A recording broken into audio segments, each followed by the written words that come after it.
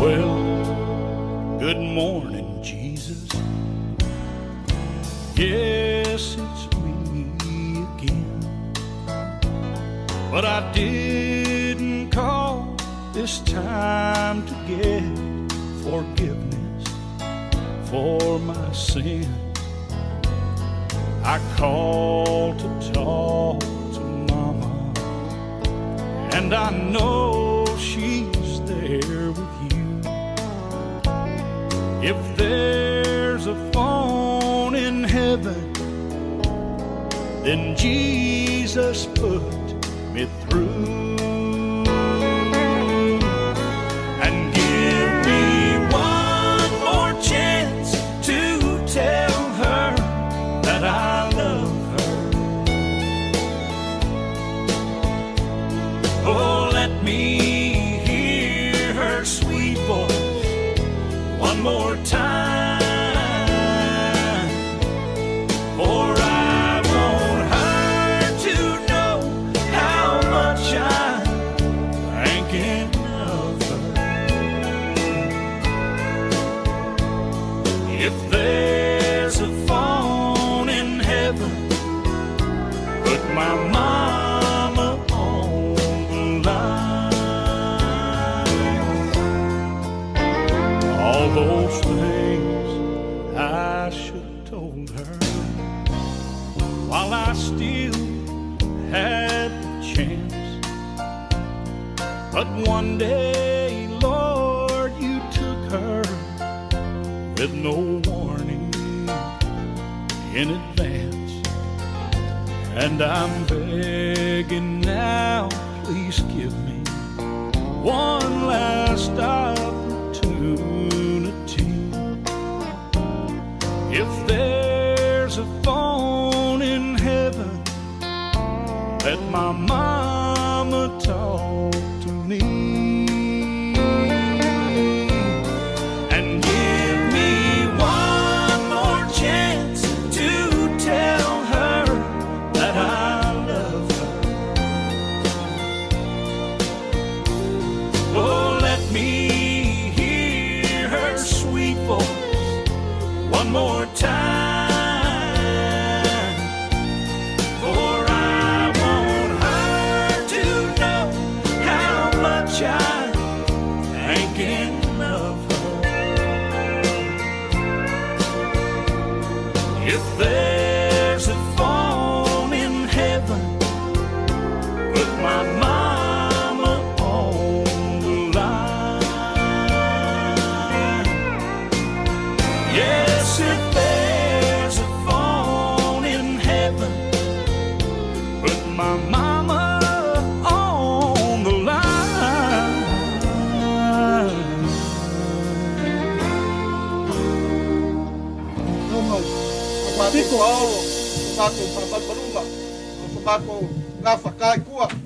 Hi folks, Mike Manuel here. Afia mai makala mai au.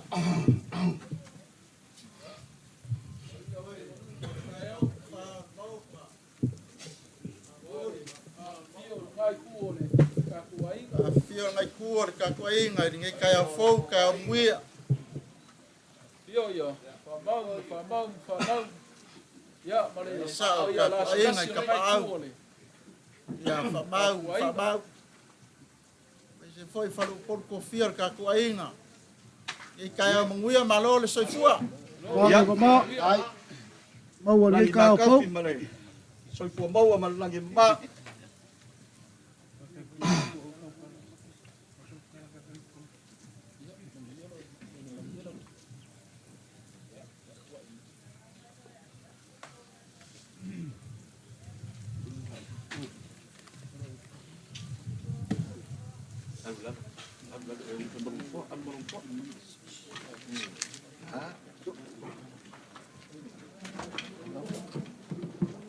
Saya fakir saya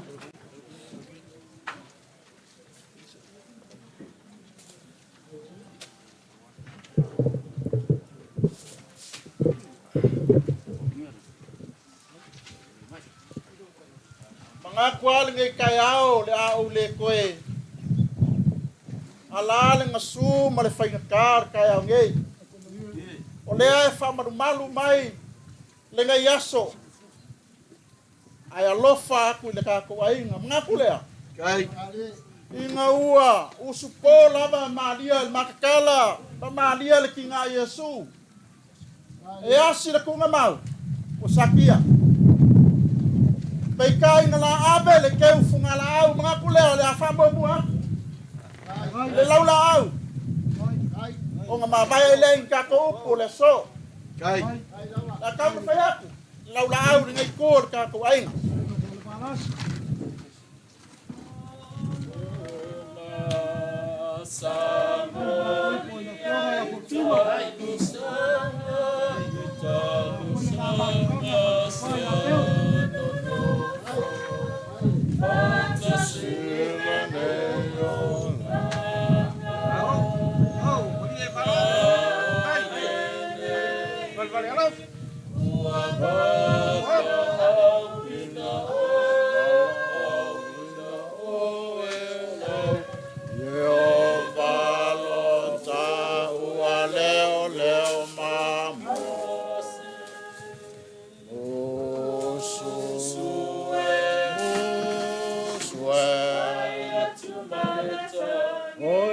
Tumaletani mana tua ainga lo fata leua valawina le le tupu le langi le tupu le langi la penina o la pele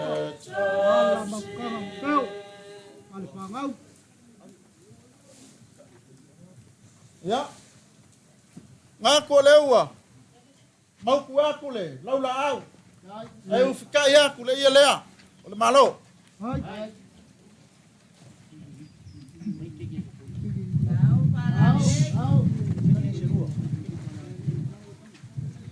o mori aku ke kusi le lima se lau kala ai le ai pelenga ai nga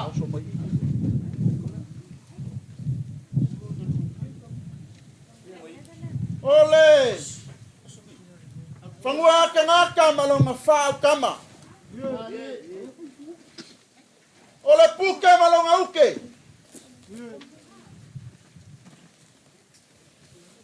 ole ngu malonga kapungu ole kangaka malonga fasinga manga ole fangua malonga kapua fangua kulau wa fola ula makanga ma wa fola kau lo siap ka kau kupu wa lala wa failo pikalangi le makai ngola ngofa ko swafa ya ina lua wa ko fsia fakasi le ngala lai o soifua o ka pau sili le lang manga kulewa fola kasi ulu mangu pa yo faiva lang kau o kala ko ka li la lupa maungu pe faiva ku pu bao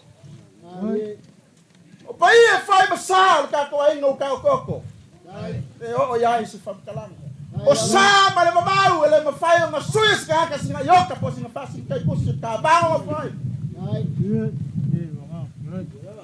ai pe kai le so ber fai fai mai o so kupu mau palo ka malo ai fai ka le o korte mu maoka e fio ai mali po ai ualangia nei le maoka e su ai fasinga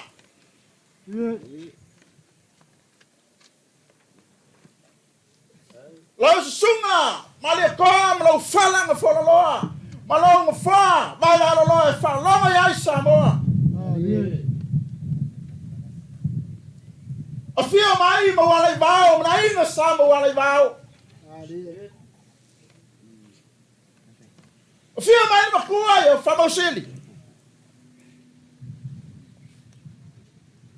su mai le fai la suma kaiko su mai la suma sayuli Maliu mai po wa fiku fala mai ko. Ai. Mau pu ya te oi. Au makangi. Ai lama. Ai. Ola ni ala balea mau ka. Iba pipi ya fio ai le fasima. Suma il mai ko. Ola ni fai. Ni ula o mau ka. Fio ai ma wala bao. Malai na sa wala bao. Ni ala balea. O papai kau. Fio ai. Le makua ya famosi. Ye. Ngol timu wala nia. Ya. La fio na ngai. Fio ai. Pau fiku. O falo le mareko. Ye. Ye. Paya ko ngai kuo kaina. Ai. Ale sobre foi mai o São Paulo ka mafa. O São Paulo ku. Vai ka le o se mai ko yali, makaula ka maka, mas ele kuo kaina. Ye. Foi a carne ngai le sosiaina. Ye. Mga kula. Ele sa finala nga po sa mga kuinay ay kuo kaina layo le. O le finala ku kase le kuo fala mako e koli le makua. O le kaamela mangi ngoa le masapo ia le so wa ifo mai. Wa kali malo ai lo ainga marka ko ai. Mga kulea. Ele se ua langa le. O le malanga ai kule ola. Ngai ai le kafi fa pe ngai umi ya makop. Ala mafuanga le makau sa vali mai. Fai na kar fe kala ngai ya.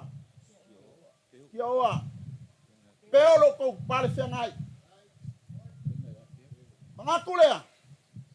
O le so ele ngai le mau pipi. Mali ula ai mai se le maokai papai kau. Sa vali mai yo mako ka. Wai, kako ke so mako ke le yo mai solo faluke. Ai mako ke mai ngai fa ma pu faluke ka ko ai na. E ba ngali bala fikala ngala so. Mga kulea. Ola ka mo fa ya kulo wai na. Oleh asal wa makau sawali bali mai makau ya bura kau lang. So sang ya ku aso ngeu kau maka. Ayala mai lo kau ainga. La kau fa ya ku ngai ku. Ko fa ngai lo kau ainga, ka kau ainga ngai ku la. Ya.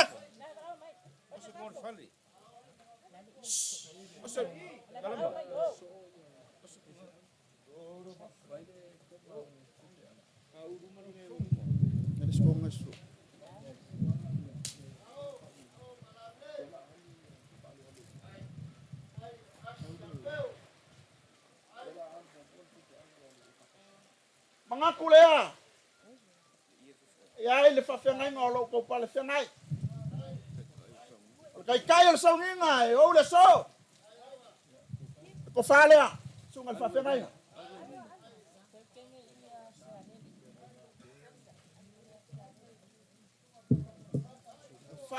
Fengai na fa kasal. Fa fengai na peo kalai na ya. Ale ka kusi le lima sela kala.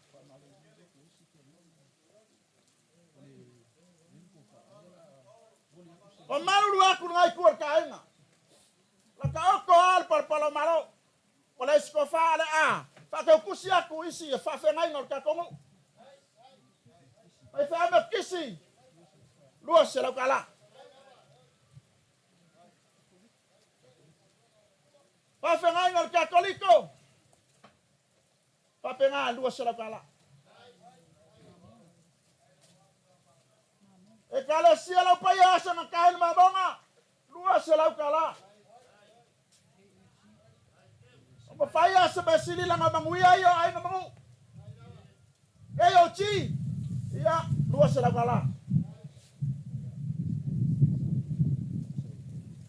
Ole kala sia sa lokong ay fofo lau falong ay kala sia kulau. Lau kampayak.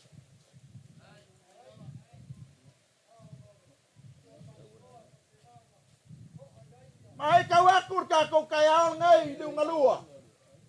E ai fa fe ngai ngolo ka ko ainga. Ma ko kele kuina lalo. La ngolo ko pale nga fe kufa nga ko pale falele. Awa upu ko ainga ka ko ainga e fiosio sia. Kasi lea waluak. Mai kau aku e kokolu i lakou. Au kou kalangkalaka lea. Whaloalo ngā ka kuainga. Mo i lakou.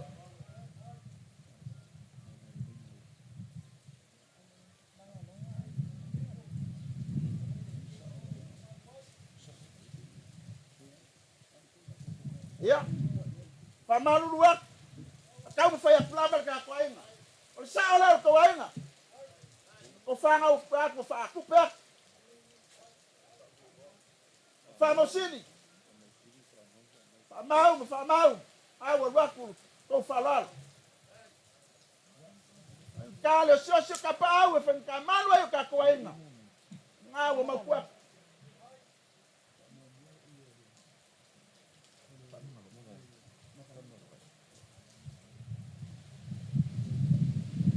Ia. Ei kai me vai foi. Langa ngai te wasasi se mea nga vela malape le so. Ai ka koke. Fa au le lei lava ma fa so solo le ia la kan fa ya ku le sibanga la.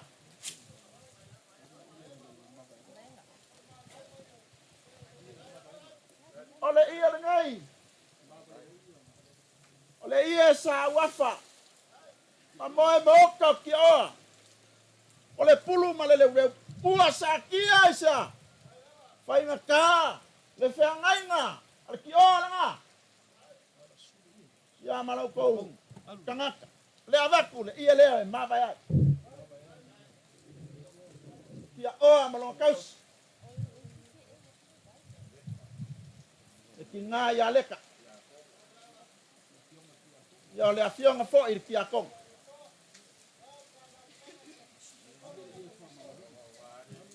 Marco, papelea. Le ai a seisi a kokoa. Ele a kofa ise. Aku sao kau kai. Makau ke lei loa mai o. Le makau kamale ngofo nei. Pe kau kua komumu pele ai. Pe nga whamaongi pele ai. Ai loa lea. Ele ai a seisi. Sao makokoa. Ole ia lea.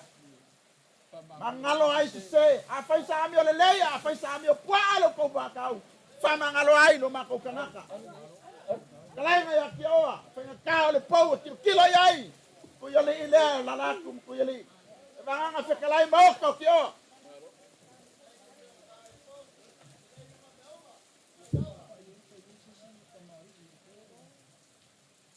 ia o me ai ai ale sasi.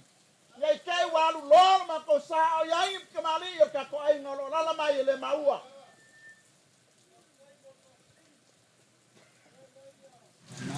Ya, lai nga samba walay bao. Yai sili mga.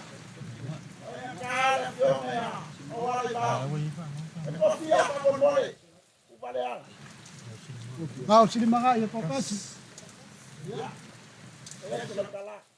Kala fionga ya mo walai bao.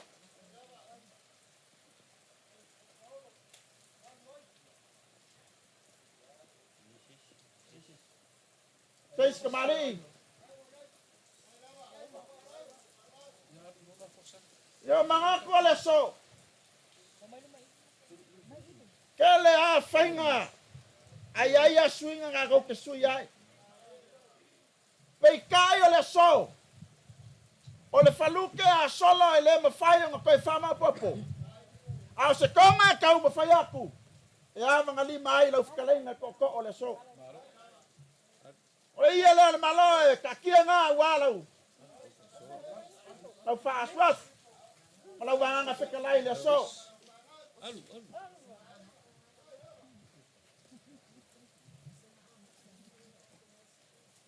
O ia is ko ngal ngau. Paku ke mai ka.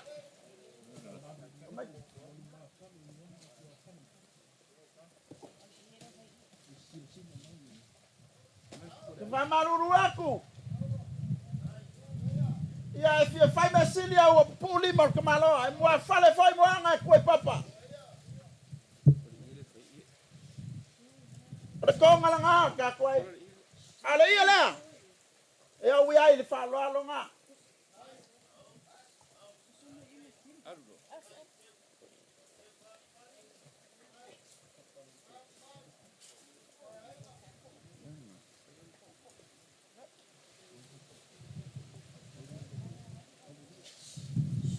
Ya.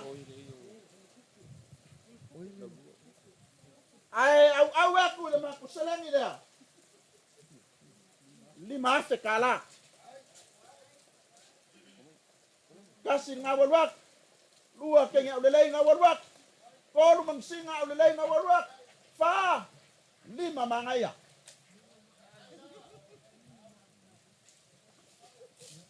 Ole 5 ngale 5 ole alofa. O maanga kawai kavika. Awa mako avako ako ai lau ke unga le yasu. Ai famalulu aku lau fikalai ngole aku mai. Sa le asorge. Ya, le asa kau mawhainga vai. Ya, sila le kau alau kau ainga, kau mawhainga le ngai kua le kako ainga. Ya, le ya, fia mai ai kuyali, makuyali. Le kau langa ka ngaka le kako ainga ngai, a mese o whalu polu. Ya, ko whamalie le whaukanga. Sila malie whai lau kau ainga, kau mawhainga vai. Mga kulea, ya o mea e whai e kako asu. Ia upu foi inga ia maukur ka ko fabo mo inga ia kaumaia a walo sale so mga kulea o lo lafo lea kau mafaya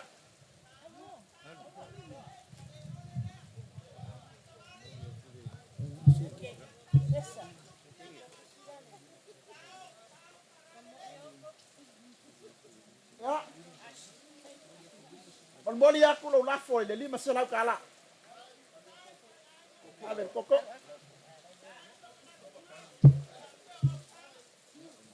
Ya, mengaku le so le maulu awanga. Ai awa ka ko kemele lango wanga o famanguyang. Mengaku le so o mangusa ka ko. Failo ai, pe opu. O mangufo nga ka ko ke mabaya. Se kai milang ya.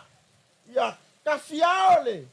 Famoy le so ai sao lava e famoy me sao ki ngange ile langi maleola e famava ia o saka ko upule ngai kaya o sama ko mo fainga foi le ngai kaya ia anga le mai le kuar ka ko se kuar ngai as ka ko ola me famoy le so e pau fa bae ka ko kinga ia soi fua Malo te kalai. Como lewa sila maka ngofo foi. Fa mausili. Ala inga sama walai bau. Mai se foi tau langa kangaka nei kuon ka kau ainga. Malo pai or pai pa. Lewa sila mai mon ngai kula ni. Kai au. Yui ai ngalo wale kau. Ya Allah mai en finga ngalo le kuai fa te nga o ka sila fa ya te ba pingai. O magaku dia. Pala lau maia, lau wha alo. E konga pa ia lewa. Mama au ai ngai kuor ka ko ai. Afkai le. Mangaku ifo. O wha ya peo. Mai se le la ma, kanga ma. Yonga ya pokinga. O se lengi pa ia. Lewa, kau au iai. Lewa. Malia fai maka wa ai, malia kalinga fa longu. Onga au ke unga ngai kula. O mangaku lea. Na, yai se kaimi. Na koe ka pisina fa. A lewa fa mga vanga le lawa lea. E mapu aku iai. A wā se kau mafukanga. I ngai kuo le kako ainga. Ma le anganga e kumud fa alo. Kuala kang lo kusi la fikalainga le so. Fai me falongo langa oe pule. Ia, mangaku lea. Ia, kai fa peia peo ngai fikalai. Kamo. Fa fikai.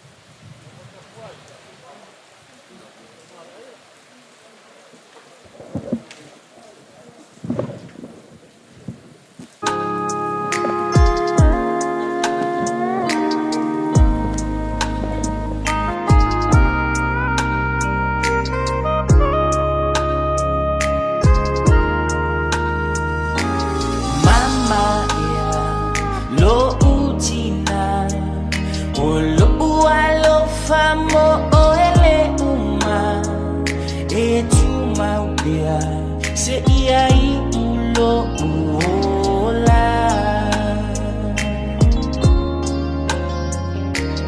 mama ia no fo mai ua omisia oe ile ainga aele mafai ona ngalo o winga mama ea lo utina ote alo fatele ya te oe oe o lo ufa amoe moe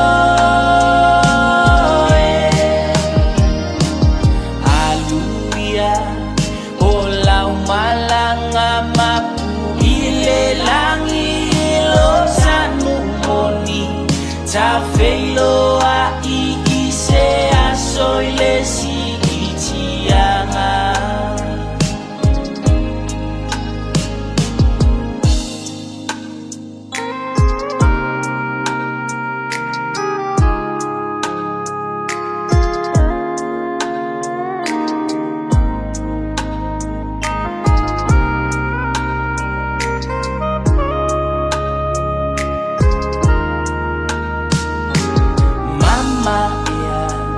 lo utina o oe o se fua rosa matala e funga pia I lo ainga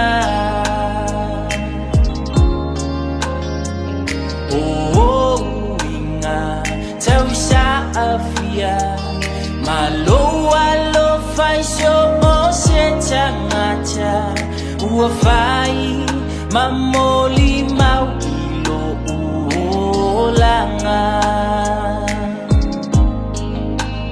mama ea lo utina ote alo fatele ya te oe oe o lo ufa amoe moe aluia o lau malanga mapu ile langi lo sanu moni ta feilo a I se a soile si itianga e uile fainga tama tui tui male o ona ae pulele atua ilo ta ua ola alofa anga olo ainga mafana utangi maiala tofaina oetina ia manu ia lau malanga e uile fainga tama tui tui male o ona ae pulele atua ilo ta ua ola alofa anga olo ainga mafana utangi maiala tofaina oetina ia manu ia lau malanga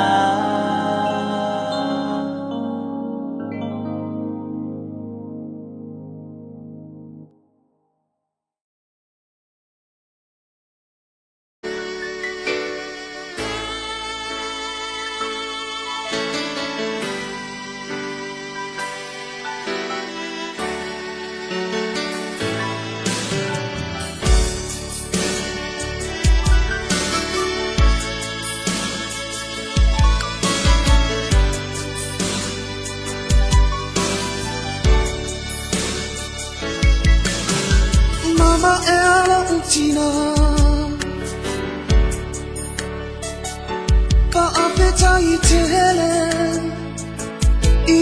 真心我。